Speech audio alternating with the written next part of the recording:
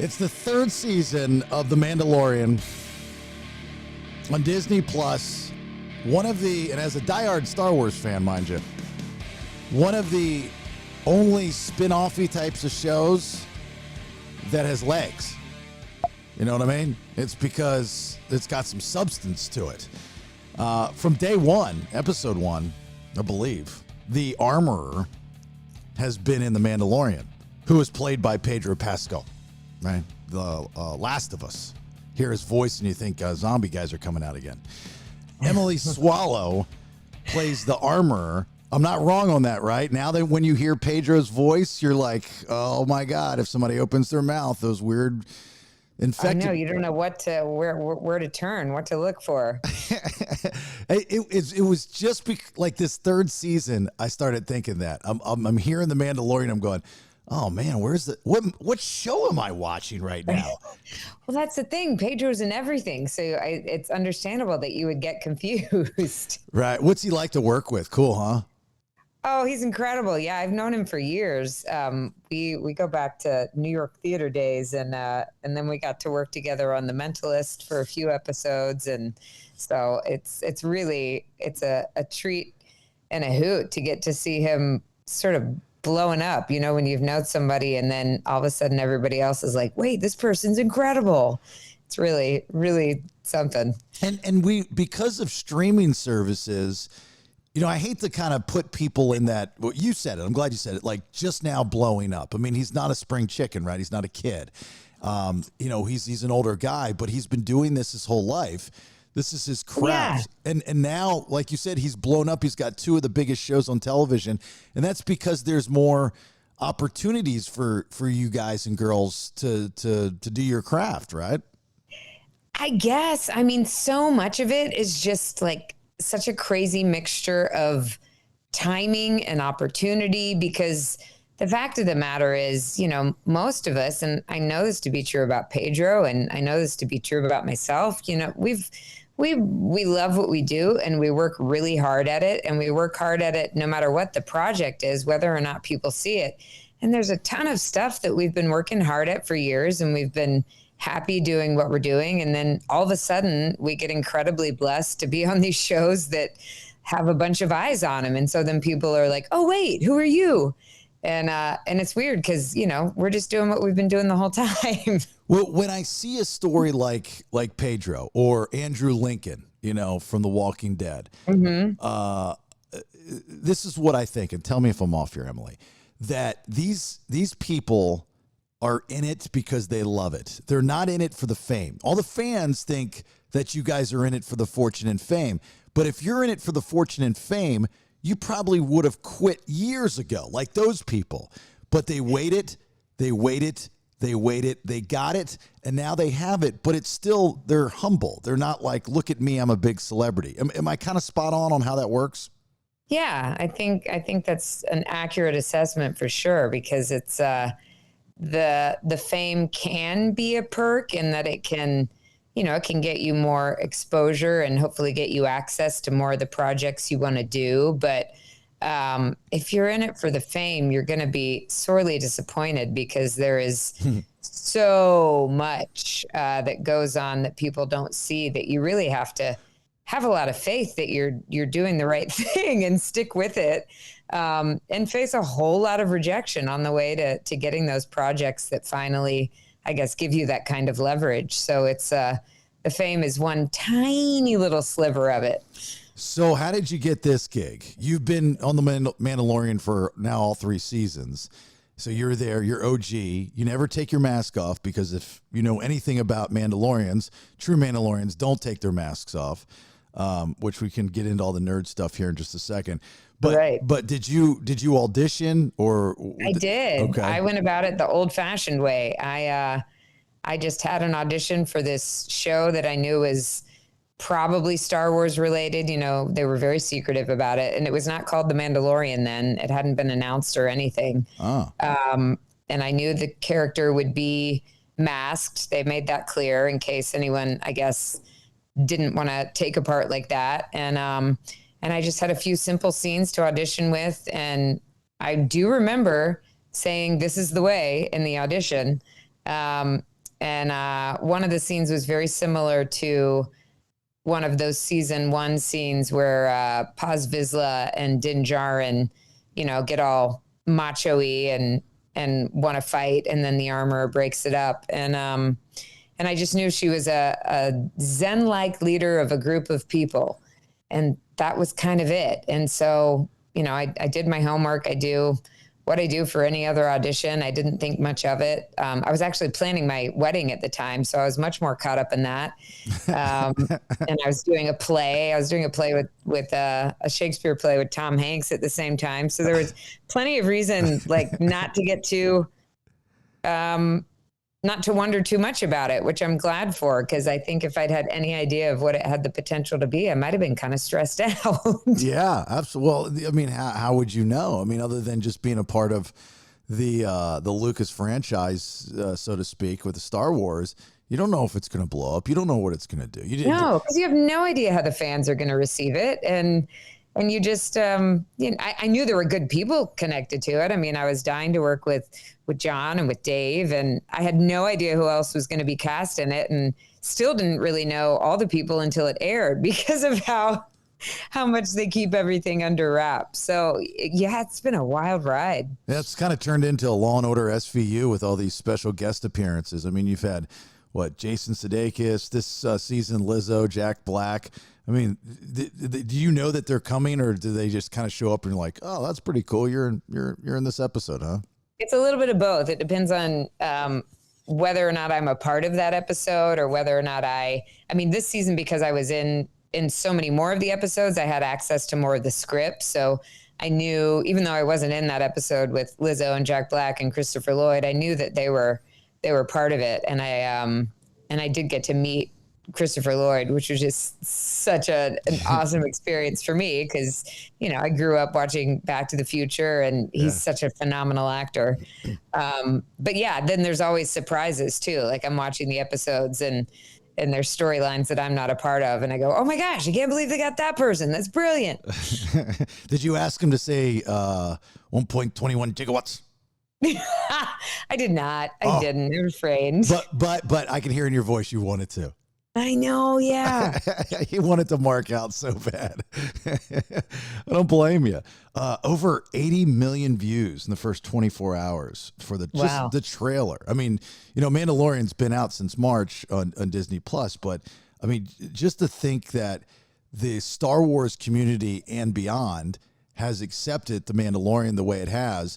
Were you a Star Wars fan going into this? I was, I feel like, there's different levels of Star Wars fans. And I was a moderate Star Wars fan, because I grew up with the original movies. Mm-hmm. And I got to meet Warwick in London at Celebration recently, and tell him that, like, because he played an Ewok when he was 11 in Return of the Jedi. And so I got to tell him, like, Ewoks were my jam. Like, they were sort of my way into Star Wars. I loved the Ewok characters so much. And when I was a kid, I would play like Ewok Adventures in my backyard. And so it was always a part of my, imagination. It was a part of the volumes of stories that I had stored away. But I was not familiar with the animated series. And so I didn't know a whole lot about the Mandalorian culture when I got cast. And that was something that I had to definitely sort of have a crash course in. And I mean, I continue to learn more. Every time I go to a convention, I meet people who are telling me more. And mind you, I have to be discriminating, because there's a lot of people who want to tell me a bunch of theories, and I realize those are not necessarily canon, but they're very interesting to hear. What's the most interesting theory that you've heard about a Mandalorian? Well, I'm always interested in what people have to say about the Armorer, and definitely this season there's theories that the Armorer is Ragnar, the little Mando that I was giving his helmet to in the first episode, that maybe she's his baby mama, which is just so, like, reality show style gossip to me. So I love that. I love that people are wondering about that. Well, you know why they'd say that, Emily, right? You know, because yeah. because of Django and Boba Fett, and you know, and the storyline. Boba Fett is, you know, even though he's not considered a Mandalorian, right? But Django, during the cloning, when he was gifted with Boba, he then gave him the armor. So it's like Star Wars fans want history to repeat itself from back in the day. Of course, yeah. That's why they're saying and that. There's so many theories connecting me to, you know, Darth Maul and to Rook Cast. And I mean, especially with the second to last episode of this season, I was just blown away at how the internet lit up with all of these conspiracy theories about the armorer, and how everybody thought that she had gone rogue and she was working with Moff Gideon. And it was kind of fun to get to see all of that. Well, I will tell you this from a fan's perspective, the way you stand like you're on the dark side. Interesting. What is it about that? There's you kind of have this, this kind of lean to you when you're standing still, and you remind me of like an Imperial trooper. Or wow. I'm a Star Wars nerd, so I love hearing this. So, but there's a you know, and that's what I was going to ask you when you talked about, you know, when you auditioned in The Mask, is that, you know, like people that are born without sight or hearing, they have other intensified senses. As an actress, to do a character with just a mask, you can't show facial expression, so you have to show it in body language times 2. And that's probably the vibe that I'm getting, because I can't see your face. Well, yeah, it's definitely you as the audience, of course, are so much more keyed into the rest of my physicality. And so there's all sorts of things that you're going to pick up on that I may or may not be trying to communicate. Wow. And it's been such a gift actually with her, because I think that she as a character is so, I mean, just as a human, she's very patient. She's very steady, and out of necessity, it's really helpful for me to move more slowly in that mask, and to, you know, let things settle for a bit before reacting. And so in a way, some of the hindrances of the armor actually help bring out some of her character traits, I think, and they help me move more slowly and trust that, because I am somebody who has a lot of trouble sitting still. And I gesture a lot when I talk, and I use my face a lot when I talk. So to step into her space and to allow really, you know, the breath that needs to be there for her, and truly the space and the lack of movement, it requires a lot of patience.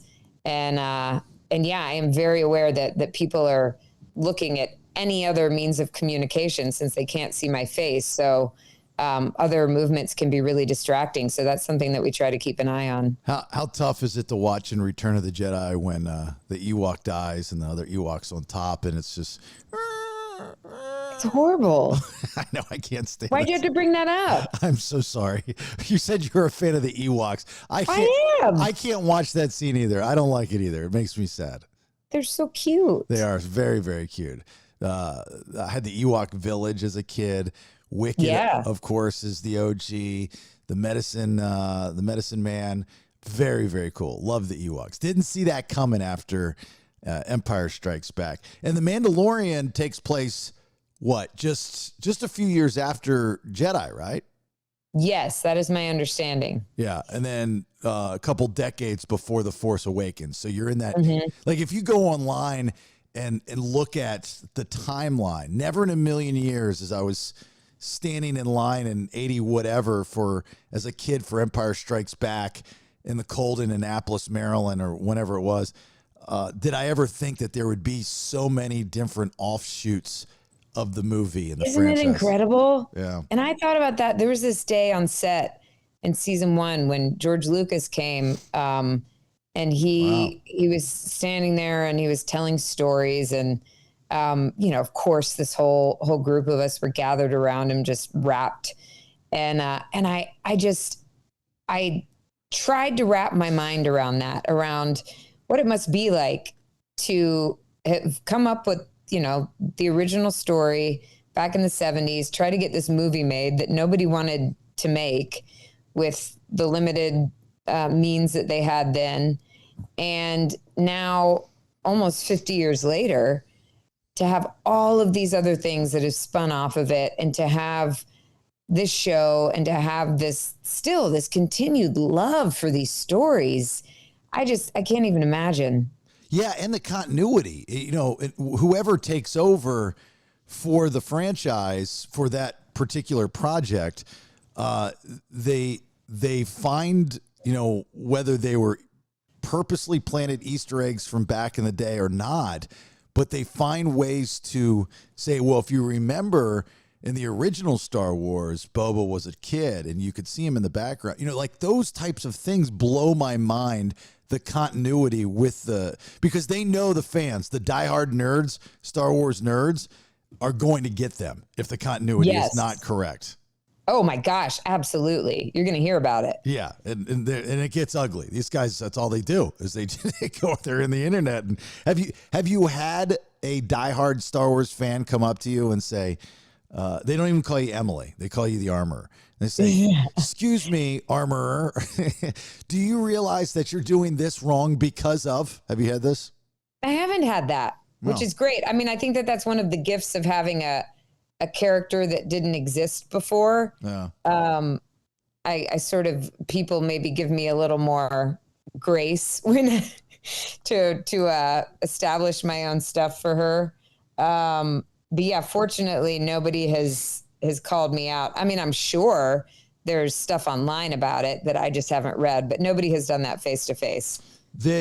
There was an article just recently how they're going to do another trilogy, I believe, and one of them will be based around Rey, which is cool. Mm-hmm. I like her character and I like her as an actress. I don't know much about her, but I thought that was cool. Have you been approached for your character to go to the big screen? I have no idea what's going to happen with that. I learned about that when everybody else did. So we're often the last to know because they want to keep everything so under wraps. So I hope that there is some involvement for the Armorer, but who knows, what aspect of the Mandalorian story they're going to be focusing on. I'm not sure. Well, I'm here to tell you, Emily, that you're getting ready to be offered a 6-picture deal, The Armorer 1 through 6. And it's just going to be about your character. So I hope. Oh my gosh, that's a lot of pressure. I don't know about that. I hope you enjoy it. Before we let Emily go, Nate, do you have a question for her? Yeah, Emily, I've seen you've done some video game voiceovers. Like, how does that work? Do you go in and read lines, or at this point, do they just use AI and say, hey, can we use your voice? Well, no, I've actually done motion capture for the video games. So for The Last of Us 2, I went in and put on that really attractive motion capture suit. Yeah. And got to go play make-believe for a couple of days, which is what you're doing, because when you're the motion capture studios, you have no set, you have no costumes or anything. So you really are going back to being like 6 years old and just imagining all of it. But it's such a trip because you've got like a camera on your face because they can capture facial expressions, and you're doing this absolutely, you're playing out these scenes in this bare bones environment. And then they do all these body scans and then to see what it ultimately looks like is incredible. And The Last of Us 2 was kind of a funny coincidence. I worked with Jessie Graff as a stunt woman on that. And then she came back and she did some stunt work on Mandalorian season 3. And I just think she's phenomenal. She's been on American Ninja Warrior and she is just such a badass. So to get to work with her on a couple of things and watch her at work was really, really cool. Do you have an action figure of the Armorer? I have multiples. I have That's what I thought. tiny ones and 6-inch ones, and I have the big sideshow one. Yeah. You better believe it. That must be the coolest feeling to just not only have an action figure, but to have an action figure that's a part of the Star Wars franchise. Way Oh cool. my gosh. It is. I can't even, words cannot describe. It's so cool. Yeah. All right. Look, I'm going to let you go. Congratulations on all the success of The Mandalorian. Thank you. Love it. Love it. You do a phenomenal job. I love the story. Give everyone my best if you don't mind. I will. Now I have to ask you, have you watched the season finale that dropped today? I did not. I have not. Okay. So I haven't watched it yet either. So easy. I've been spotty for season 3. So easy. Oh, okay. Easy. Fair enough. Yeah, because my son and I he's a even bigger fan. So there's a back and forth, and I'm like, dude, relax. I haven't got there yet. Just relax. There's just too much to watch. There's a lot to watch, and then of course you have to live, your life. Yeah, that's important too. The Mandalorian, Disney Plus. She plays the armorer, Emily Swallow. Thank you so much for coming on, Emily. Thank you. All right, take care. Bye-bye. Bye.